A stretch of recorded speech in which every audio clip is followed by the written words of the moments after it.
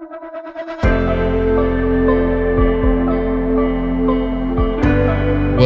welcome to the podcast. I'm Joel here with my dad. And I'm Rick, and we are really glad you're here today.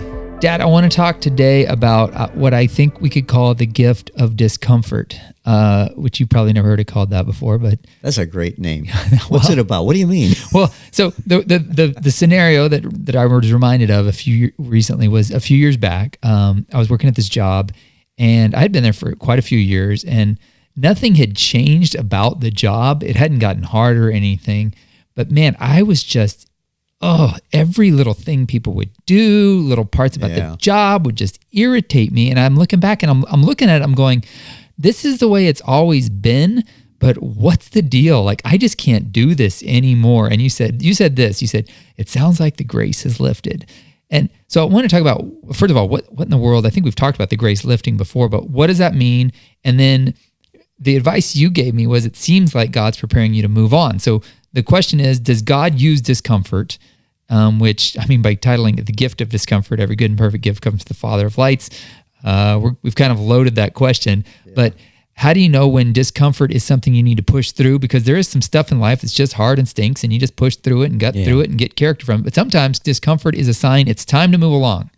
So give me your thoughts on that. Well, I first heard that term when I was on staff at a church, and an older minister was leaving the church, resigned and moving on. And so there was something just kind of weird going on at the church. I've been at that church for like 10 years, and in the last 2 years of it, it just been like the gears didn't grind right or something, and I didn't know what was going on. But I was a young guy, so I didn't know any squat. And so but this guy was leaving, so I went to him, I said, obviously you sense something's not quite right too. And I said, what's going on here? I said, you're leaving now, so you can tell me what's going on here. You're not being disloyal or anything. He said, the grace is lifted. It wouldn't be appropriate for me to say anything. And that's the first time I heard that term. I said, what do you mean the grace lifted? And he explained it this way. And then I saw it so many times myself later. He said, when you're where you're supposed to be, there's a certain grace that God gives that just sort of lubricates the wheels. And when it's no longer time for you to be there, it's sort of like he takes the grease away. And all of a sudden the gears just start grinding. Nothing has changed. It's the same gears as you were saying. Same people doing the same things. Yeah. Nothing has changed. Joe has always had that weird, annoying thing about him. Exactly. Yeah. But suddenly the lubrication is not there. The grease is removed and the wheels are grinding now, and it just gets on you. And when the grace lifts, many times it's God preparing you to move on. And we see a picture of that. It used to hear this a lot in sermons. I haven't heard it in a long time, but they used to tell the story about the mother eagle. And a mother eagle, builds a nest high up in the mountains and on a rocky cliff. And she will gather sticks and twigs and stuff and make this big, gigantic nest and drop the eggs in it. But before she drops the eggs in, she pulls feathers from underneath her there, the down feathers, the really soft down feathers, and pads this twiggy, sticky nest with these soft feathers. And then she lays the eggs in. So when the birds hatch, they got this nice, comfy little down bed that they're sleeping on, And when it's time for the chicks to take off and fly, she starts slowly pulling those feathers out. To where all of a sudden now the sticks are starting to poke them, and it's not quite as comfortable. So when it's time for her to take them out, and by the way, from what I understand, the way the mom teaches the mother eagle to fly, she takes them out to the edge of the cliff and boop, kicks them off. Pops them off. Spread your wings, son. And they start falling, and if they flap and fly, great. If not, she swoops down and saves them, And so I think that maybe is a part of the grace lifting too. If you're not willing to move, God may just take you out and kick you off the cliff, and you'll wonder what's going on. So that's what we mean with the grace lifts. When God's ready to move you on, it'd be so nice. In fact, I prayed one time. I said, Lord, look, just tell me. Just tell me. Don't make me miserable if you'll just tell me.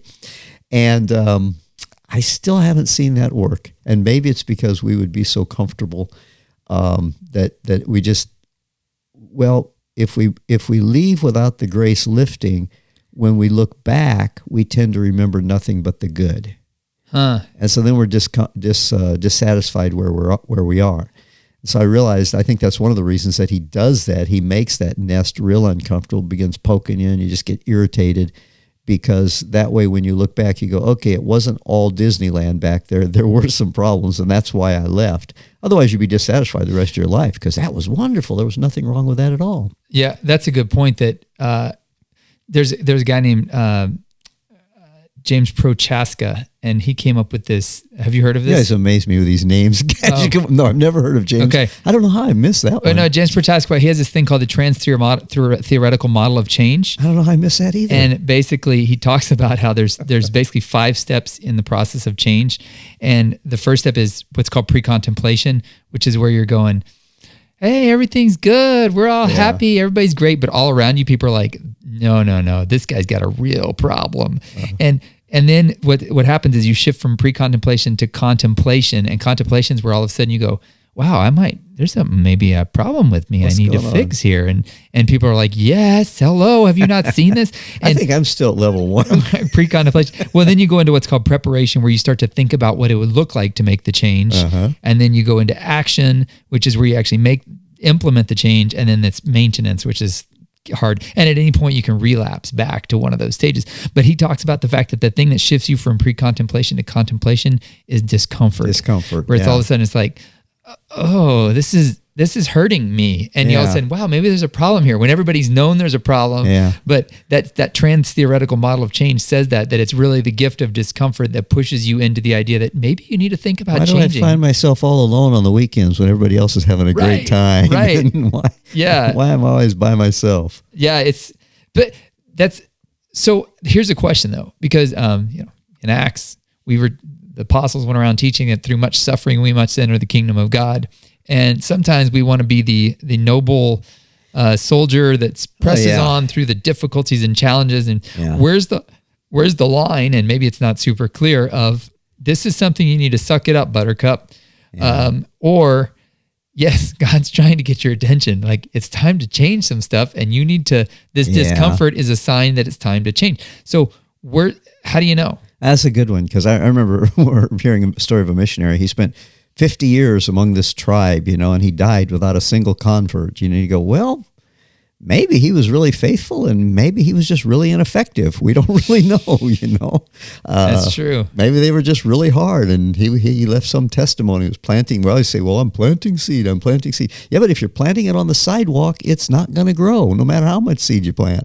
And there are just hard-headed people that are like, this is what God's called me to do. Like, well, no, that was what he called you to do initially, but things have changed, and you won't change. The horse is dead. Get off it. That's right. Yes. So it is difficult, and I remember a situation where we kind of had that, where we had we were on a staff at a church, and the grace had lifted. And I shared this once before when we were talking about the manifestational gifts. A minister came to the church, and he said, God has, Lord has a word for you. You're going to be changing. There's a big change coming in your life. You're going to be moving on, and it's going to come as easy as breathing. Don't make it happen. Yeah, that's right. I remember that. Yeah. So I tell that. So that was like awesome. And he said, and what really confirmed it was, he said, and you've even talked about this, and I'd been feeling it for 6 months. Hadn't talked to their mom about it at all. We had an opportunity to be away one weekend. We talked about it. And that next Sunday, he comes and says, you guys have even talked about this. And I thought, oh my goodness. Wow. If he'd said that a week ago, it would have been wrong. But we had talked about it. We both were feeling that same thing. And he was saying, you're both feeling the same thing. So long and short of that then is, so now all of a sudden change is coming. And people go, oh, what are you doing? Where are you going? We go, oh, we don't know. Well, what was funny is there was another guy who, he was going to come and take our place. We didn't know this at the time. He was going to come and take our place, and we were going to go take his place.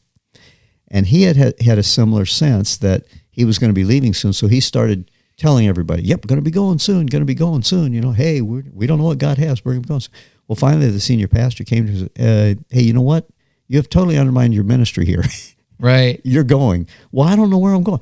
I don't care, but you're going. You got like 3 weeks, or a month or whatever. He gave him some time, And we just wrote it out, we waited, and in a year, it got to a point where we said, okay, the grace is definitely lifted. Right. We're finding a window or a door. Yeah, right? That's what I told your mom. I said, if God doesn't open the door, we got to find a window. That's right. And it really had to do with integrity. It wasn't a matter of, I just can't stand this anymore. And I think that's a part of it. But it had come to a point where I could no longer minister there in integrity because I could no longer support the leadership. And integrity could mean keeping a pure heart. Right, exactly. Yeah, which that's a real, I mean, I think that's a marker point. Like, Yeah. if it's gotten to the point where you just despise, for example, let's say leaving a church, if you just despise the sound of your pastor's voice, you probably should be gone. Like, yeah. Possibly, probably, and maybe Well, not that's a next, good point. maybe not next Yeah. week. Or it may just be you need to get your heart rate. Yeah, That's what's hard. Yeah, exactly it. Yeah, and it could be God working on you because as iron sharpens iron, one man sharpens another, and just the irritation of his voice might be that thing that's sharpening you. And so really the bottom line, and I hate to say this because it sounds so spiritual and so many people are going to zone out when I say this, but you really just need to hear from the Lord. Yeah. And I think when I say that, it's not as complicated or as spooky as it may sound. I'm not talking about look up at the clouds and wait for them to form letters in the air, or your alphabet soup's going to get words in it or something like that. But it's really, there's going to be a peace in your heart. And it's funny because we're talking about a discomfort, but you're going to kind of know that this is the time to go.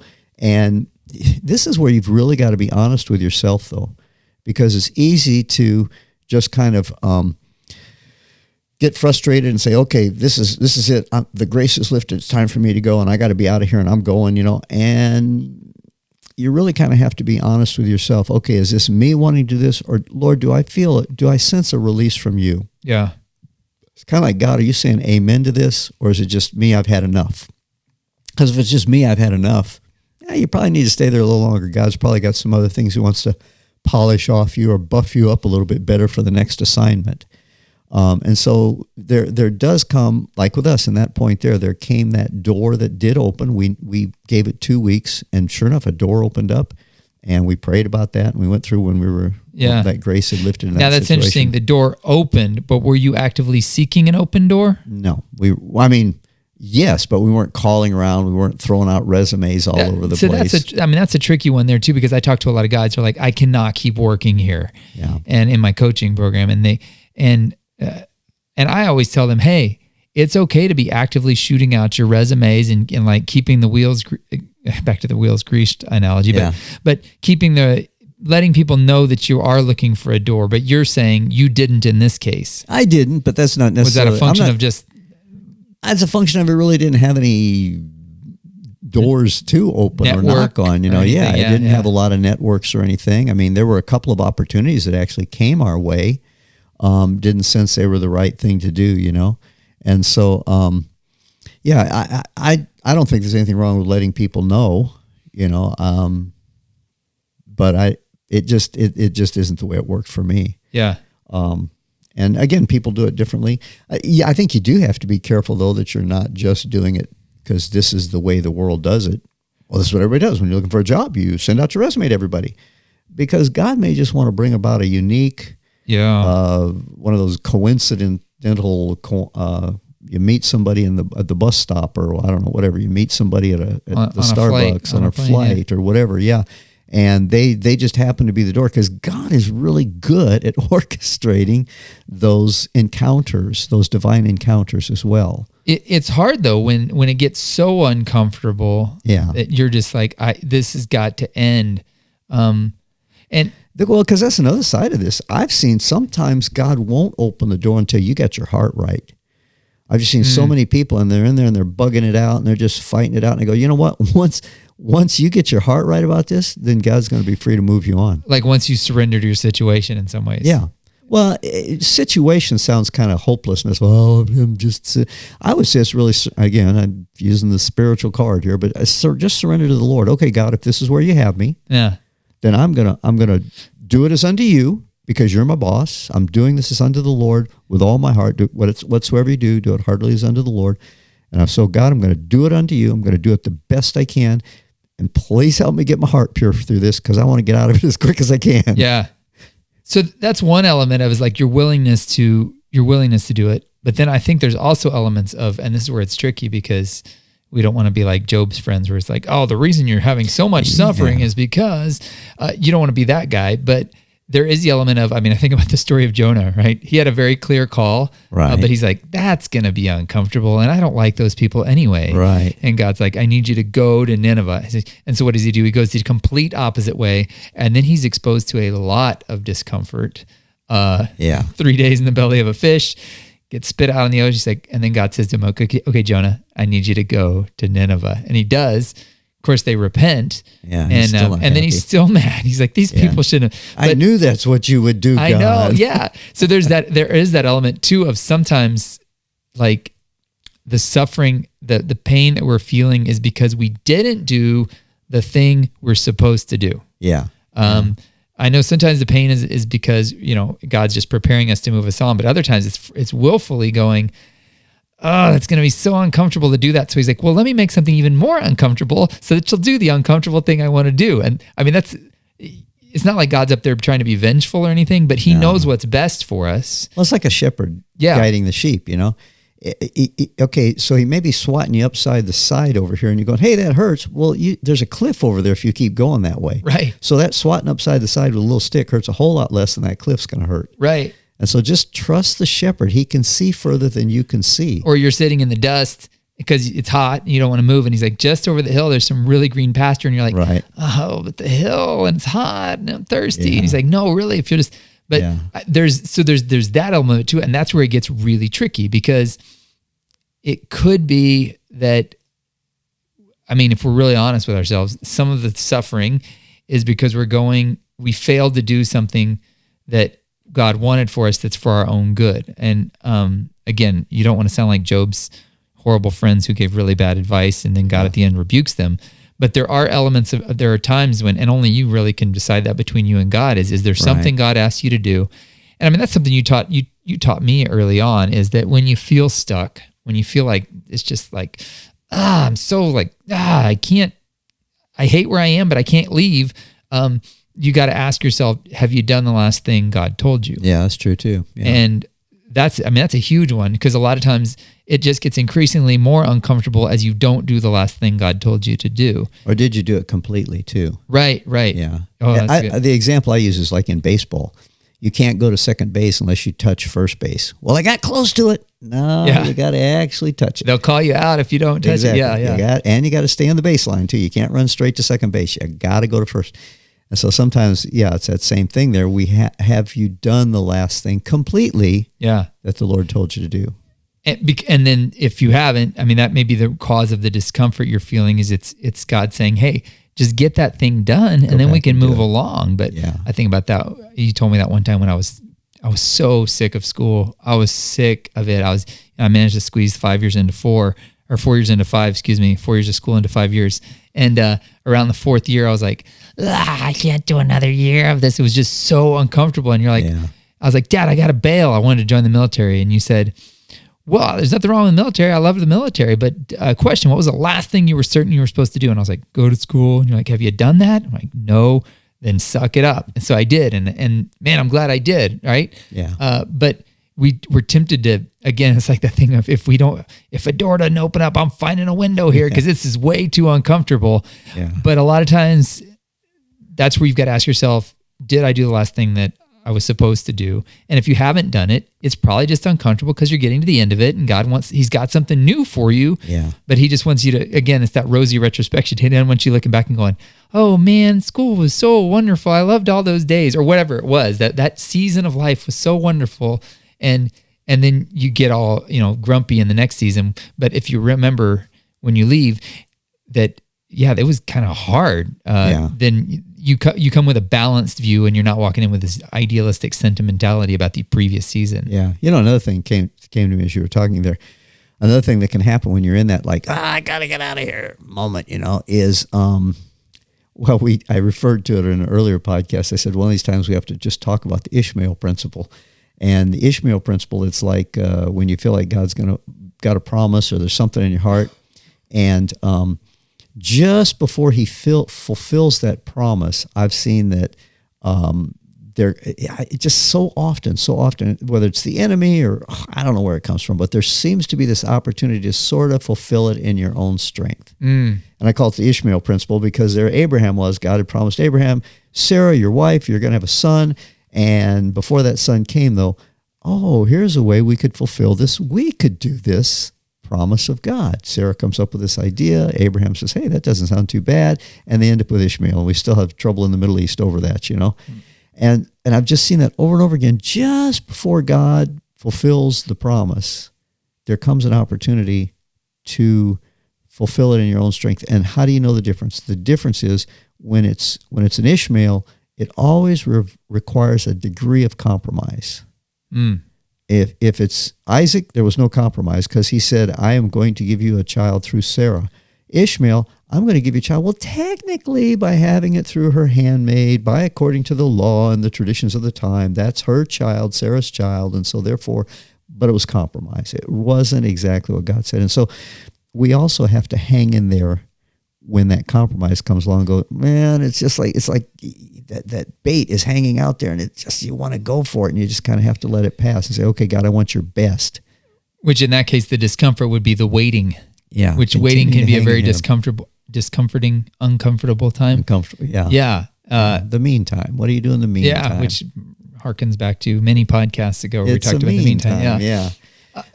It's funny because I'm thinking here, we've kind of like said, well, it may be A and it may be B, it may be C, it may be none of the above, or it could be all of the above. And I think one of the reasons we're kind of giving such non-definitive answers is because God delights to deal with everybody as an individual. Yeah. And so we can't say, well, this is how he's going to deal with you. We can say, this is what he did with me at this time, but in that situation, it was different. And in that situation, it was different. And that's where it really kind of does boil down to. There are some principles, but the principles are that you're his sheep, you can hear his voice. Yeah. And he will guide you. And you don't, I can't even tell you how that will be because it's going to be something specific to you. That's true. I mean, different sheep respond differently. Like some sheep, you just say things and they move along. Other sheep, it's like, I'm not moving until you poke me with this pointy stick. Yeah. And he's like, all right. And that's the challenge too, is I know that's a big deal for me. And maybe I'm the only one that ever feels this, but I see how God deals with other people. And I'm like, oh no, if he does that with me, I'm going to like die. And but I'm different than that other person. But if I'm comparing God's work in that other person's life for the good or for the way he's bringing discipline into that other person's life, it doesn't go well for me. That's what Paul says. When they compare themselves to themselves, they are not wise. Like you don't go comparing yourself to the people around you and how God deals with them, because we've all got our levels of discomfort that God's going to use to get us where we need to go. Well, you look at Scripture and how many different ways. You just can't find somebody that dealt with the same way. I mean, there's Gideon, the weird way with the sheepskin, and then there's Moses, the fiery bush, and then there's like some people Joseph question God, and he's like, oh yeah, let me ask that for you. And the other question God, and God's like, you're not getting in. Like, it's like crazy. It's different with each person, and I think that's a wonderful thing because he understands you and he understands what's going to be meaningful to you. Yeah. I remember I had a word for a guy one time, and I went to him and I said, I don't know if this will make any sense. He was not actually a believer. In fact, he was a Muslim guy. And, but I felt like God wanted to speak a word into his heart. And so I went and I sat down with him and I said, I have a word for you. And I shared it with him. And, I said, and he just melted. And I said, does that mean something to you? And he said, yes, it does. And I said, really? He says, yeah. And then he started going off on something going, how did you get that out of that? I have no idea what the connection was. But God knew just what would connect to him. Yeah. And how the wordage, the verbiage, I don't know what it was. Because like I said, it meant nothing to me compared to what he heard. Yeah. So God knows how to direct each and every one of us. Which kind of brings us to maybe a final thought, is that I think we live in such a wonderful time in space and history that we kind of equate God's blessing with comfort. Sadly. And I think that's a kind of a dangerous place to sit because then when things get hard, we go, is God's blessing been lifted from me? Yeah. And there's an element of discomfort, again, back to the idea of the gift of discomfort. Discomfort is a blessing that God gives to us. I mean, you think about pain is a blessing in some ways because, like you burn your finger and, not going to be touching that one again. Right. Like that was hot. Right. And then I think that in some ways, the idea that comfort is a sign of the blessing of God. Again, this is such a wishy-washy answer, but sometimes it is, but sometimes comfort is the thing that's keeping you from the true blessing of God. Yeah. Because you're so comfortable, you're not moving ahead, you're not pushing ahead. So discomfort is in such a weird way a gift, like a grace from God that keeps us a little bit discontented. I mean, we want godliness with contentment is great gain, but you also always want to be straining ahead, like Paul talks about, towards that prize that God has called his heavenly word. And so, and discomfort oftentimes is what, I mean, if you see somebody in training for a race, a lot of discomfort involved in that. A lot of training involves a lot of discomfort and tearing of muscles and strengthening of muscles and rebuilding and pushing. And so comfort is not the goal of life. No, we need to remember we're still in the race here. Paul talks about, I finished the race when he's at the end of his life. We're still in the race now. So if you get too comfortable, it's the old tortoise and the hare. You know, the hare with the rabbit was way ahead, so he lays down under a tree. Yeah. Because I got this. I got to take, and he ends up losing the race. Yeah. Because the race was not over yet. I heard a story, well, maybe close this, a missionary had been on the field for a number of years, and he lost his wife on the field, his family, and he was coming home, and as he's getting off the plane lands, he sees a band out there playing for him, you know, and he's surprised. Well, as he's getting off, he finds out the band was playing for another guy who was on the plane, and nobody's there to welcome him. Nobody, even from his mission, there's nobody, and he's thinking, "Wow, Lord, here I am.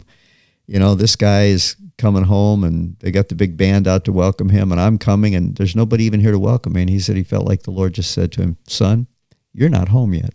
And so we're not home until we get there, and we're still in that race, and we have to beware looking to pad our nest too much, because the Lord may just have to pull some of those feathers out and launch us out. Because I think you can tell when God's done using you. Just put your hand in front of your face. If breath is coming out, he's not done. Yeah, that's true. Well, there's so many vagaries. It's not something you can tie a neat bow on, because discomfort is such just pain even. Just the question of pain is this kind of the question of human existence. C.S. Lewis wrote that book, The Problem of Pain. If God's such a good God, why would he allow all the pain and suffering in the world? But yet in the middle of it, like everything, God uses all of the things, the realities of the world, ultimately to point to him. Well, Philip Yancey, Disappointment with God, also speaks a lot about the importance of pain in our life to guide and direct us and to make us strong. So the ultimate thing I would say is, like, if you think you've got it figured out, pain and suffering and difficulty and struggles and all that, you don't even understand the questions. Yeah, that's true. Well, if you are in a time right now, and I know the last few weeks have been a time of great challenge here in our country, if you're in a place of discomfort, know this, that all things are ultimately going to work together for good, even the discomfort. We see the stories of so many people's lives. The people that went through the times of the greatest challenge prepared them for their greatest destiny ahead. So don't run from discomfort. Don't shrink back from it. Ask God right in the middle of it, "God, what do you want to show me right in the middle of this discomfort?" Whether it was straight from his hand or not. That's, again, another huge topic. The fact is the discomfort, the pain is real. And what it should always do is drive us to say, "God, what are you trying to teach me through this?" And ideally through that, we come out stronger with a greater understanding of his grace, his love for us as he uses discomfort. And stay biblically based, because when you look at the stories around you, it's easy to feel like everything needs to go great and all the doors are going to open without you even having to push on them. But when you look at Scripture, you realize that I can't think of anybody in Scripture that had an easy life. They all struggled. They all suffered. They all went through difficult times. Because again, this is the training ground. This is where you're going through the battle. And so here's the other thing, is they don't build statues to people who led an easy life. So be a hero. If you liked what you heard, please consider sharing this with a friend. For more information, visit joelmalm.com or rickmalm.com. Thanks for listening.